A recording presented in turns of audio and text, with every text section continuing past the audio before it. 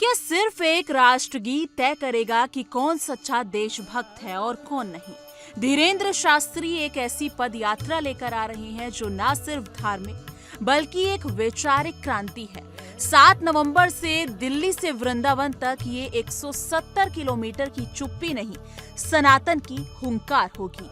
आइए देखिएगा हमारी ये खास रिपोर्ट। वृंदावन में संत समाज की आज एक बड़ी बैठक हुई। बैठक का उद्देश्य था यात्रा को लेकर मंथन करना। जी हाँ, क्योंकि यहाँ पर श्री बागेश्वर बाके बिहारी मिलन सनातन हिंदू एकता यात्रा की तैयारियों का मंथन किया जा रहा है, क्योंकि आने वाले समय में यात्रा होनी है और इस यात्रा का नेतृत्व बागेश्वर धाम पीठाधीश्वर आचार्य धीरेन्द्र शास्त्री कर रहे हैं। तो दिल्ली से वृंदावन तक की यात्रा निकाली जाएगी और पैदल यात्रा निकाली जाएगी। पहले कहा जा रहा था कि ये जो यात्रा है वो 7 से 10 नवंबर तक निकलेगी, लेकिन अब बताया जा रहा है कि बागेश्वर धाम द्वारा ये घोषणा की जा रही है कि ये जो यात्रा है 7 से 16 नवंबर तक चलेगी। इस बैठक में बागेश्वर धाम के धर्माचार्य प्रमुख आचार्य रोहित रिछारिया भी मौजूद रहे। उन्होंने धर्मावलंबियों से चर्चा की और यात्रा की तैयारियों की समीक्षा की है। इस दौरान उन्होंने परशुराम शोभा यात्रा समिति के राष्ट्रीय अध्यक्ष राम गोपाल शर्मा के आवास पर पहुंचकर संत समाज और स्थानीय संगठनों से भी सहयोग की अपील की है, यानी वो भी इस यात्रा का हिस्सा बने और पूरा सहयोग करें।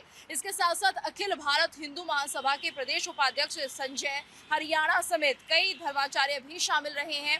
साथ ही राम गोपाल शर्मा ने शोभा यात्रा को हर संभव सहयोग देने का भरोसा दिया है। तो वहीं मथुरा वृंदावन के मठ मंदिरों और संगठनों से संपर्क कर लाखों श्रद्धालुओं की भागीदारी सुनिश्चित करने का भी भरोसा दिलाया गया है। यानी इस यात्रा का जो उद्देश्य है लोगों को जोड़ना, सनातन को एकजुट करना, वो यहाँ पर होता हुआ दिखाई देगा, जिसके लिए आज ये मंथन किया गया है। और आने वाले दिनों में हम देखेंगे कि भव्य यात्रा वृंदावन से दिल्ली तक निकाली जाएगी। वृंदावन में सजे इस मंच पर कई सारे संत मौजूद रहे, कथावाचक मौजूद रहे और इस बीच कथावाचक अनिरुद्धाचार्य भी इसमें मौजूद रहे।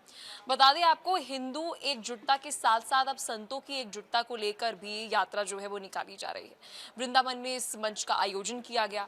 अनिरुद्धाचार्य की अगर हम बात करें तो अक्सर आपने सुना होगा कई सारे मुद्दों को लेकर मुखर होकर वो बहुत सारी बातें जो है हिंदुत्व को लेकर, हिंदुओं को लेकर, हिंदू लड़का लड़कियों को लेकर कहते हुए नजर आते हैं। और इस बीच आपको बता दें इस मंच पर उनकी भी मौजूदगी थी। बता दें संत समाज ने यहाँ पर साफ कहा कि अब समय आ गया है कि जब पूरे सनातन समाज में एकजुट होकर अपनी शक्ति का प्रदर्शन किया जाए। ऐसा पहली दफा नहीं है जब इस तरीके से एकजुटता का संदेश जो है वो संतों की तरफ से, कथावाचकों की तरफ से दिया गया हो। अनिरुद्धाचार्य भी आपको बता दें वो भी इस मंच पर मौजूद रहे। हरियाणा से आचार्य रोहित रिछारिया का भी आपको बता दें वहां पर दुपट्टा पहनकर उन्होंने दुपट्टा पहनाकर वहां पर सम्मान किया। कुल मिलाकर हम कह सकते हैं कि संतों का एकजुट होना हिंदुओं को एक बड़ा संदेश जो है वो जाता है। अगर आप इन सभी संतों को देखें तो हर एक संत को मानने वाले उनके अनुयायी जो है और जो उन्हें सुनते हो, कथावाचक को हम अक्सर देखते हैं कि टेलीविजन के माध्यम से, सोशल मीडिया के माध्यम से बहुत से लोग जो है वो सुनते हैं।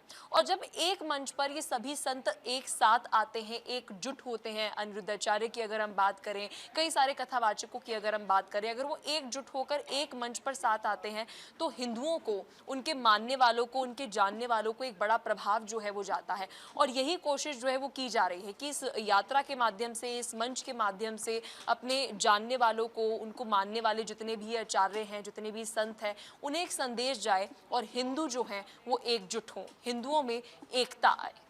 7 नवंबर से 10 नवंबर तक दिल्ली से वृंदावन तक श्री बागेश्वर बाके बिहारी मिलन सनातन एक यात्रा निकलने जा रही है। आपको ध्यान में होगा कि पिछले साल भी बाबा बागेश्वर ने एक सनातन यात्रा निकाली थी और इस बार 7 नवंबर से 10 नवंबर तक वृंदावन से दिल्ली की यात्रा है। इस यात्रा का नेतृत्व खुद बाबा बागेश्वर धीरेन्द्र कृष्ण शास्त्री करेंगे। यात्रा को लेकर तैयारियां जो हैं वो शुरू हो गई हैं और इसको लेकर आज वृंदावन में परिक्रमा मार्ग स्थित श्री कृष्ण कृपा धाम में सुबह एक 9 बजे बैठक भी शुरू हुई थी, जो दोपहर 3 बजे तक चली है। यानी 6 घंटे की ये महा मैराथन बैठक हुई है। इस बैठक में मलुक पीठाधीश्वर राजेंद्र दास महाराज, गीता मनीषी ज्ञानानंद जी महाराज, गिरशानंद जी महाराज, इसके अलावा महंत राजू दास जी, कथावाचक कृष्णचंद्र शास्त्री जी, अनिरुद्धाचार्य जी महाराज, मनोज मोहन शास्त्री सहित तमाम जो संत महात्मा, इसके अलावा जो पुजारी और ब्रिजवासी जो थे वो शामिल हुए। मंच को दिए गए संदेश में सांसद मनोज तिवारी ने भी ऐलान किया कि वो खुद दिल्ली से लाखों श्रद्धालुओं के साथ इस पदयात्रा में शामिल होंगे। उन्होंने आश्वासन दिया कि सरकार जल्द ही यमुना को शुद्ध करने के लिए बेहद ठोस कदम जो है वो उठाने जा रही है। वहीं बैठक में महंत राजू दास ने भी सनातन पर बढ़ते खतरों को लेकर इस मुद्दे को उठाया और कहा कि इस पर गंभीर होना चाहिए। उन्होंने कहा कि आजकल लोग सनातन के पीछे पड़े हैं, आए दिन लव जिहाद और धर्मांतरण हो रहे हैं, लेकिन इस पर कोई चर्चा नहीं करता। बांग्लादेश में कभी 1.5 करोड़ मुस्लिम थे, छात्र आंदोलन के नाम पर उन्हें मुसलमानों से में परिवर्तित कर दिया गया, यानी जो 1.5 करोड़ हिंदू थे उन्हें मुसलमानों में परिवर्तित कर दिया गया। हाल में ही 7 साल की हिंदू बच्ची के साथ 29 लोगों ने दुष्कर्म किया, ये बात महंत राजू दास ने कही। बैठक में एक संदेश बिल्कुल साफ था, इस यात्रा का उद्देश्य सनातन को मजबूत किया जाए। वक्ताओं ने इस बात पर भी जोर दिया कि आज कई ताकतें सनातन को कमजोर करने की कोशिश कर रही हैं। धर्मांतरण, जिहादी मानसिकता और समाज में फैलाई जा रही नकारात्मक सोच के खिलाफ ये यात्रा बुलंद होगी। संत समाज ने कहा कि यात्रा के दौरान यमुना को शुद्ध करने, गौ माता की रक्षा और भारत को हिंदू राष्ट्र बनाने जैसे मुद्दों पर विशेष चर्चा और आह्वान किया जाएगा।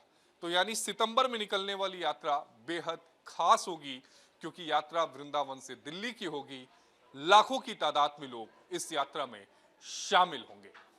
बागेश्वर धाम के पीठाधीश्वर पंडित धीरेंद्र शास्त्री एक बार फिर से एक यात्रा निकालने वाले हैं, एक पद यात्रा निकालने वाले हैं, और उसका उद्देश्य भी सनातन को एकजुट रखने का है, हिंदुओं को जागरूक करने का है। और ये उनकी पहली पदयात्रा नहीं है, ये उनकी दूसरी पदयात्रा होगी। इससे पहले भी वो पदयात्रा कर चुके हैं। हिंदुओं को जगाने का उनका प्रयास, एकजुट करने का उनका प्रयास हर बार रहता है, और इस बार भी धर्मांतरण के विरुद्ध और ऐसे कई मुद्दों को उठाते हुए एक बार फिर से पंडित धीरेंद्र शास्त्री एक पदयात्रा निकालने जा रहे हैं। बाके बिहारी के चरणों में समाप्त होगी ये यात्रा, लेकिन इसका उद्देश्य कहीं बड़ा है। एकजुट सनातन, शुद्ध यमुना और राष्ट्र भक्ति की गूंज हर मंदिर मस्जिद में। धर्म की रक्षा ही राष्ट्र की रक्षा है। क्या आप तैयार हैं? इस मुद्दे को लेकर आपकी क्या राय है? कमेंट सेक्शन में जरूर साझा कीजिएगा।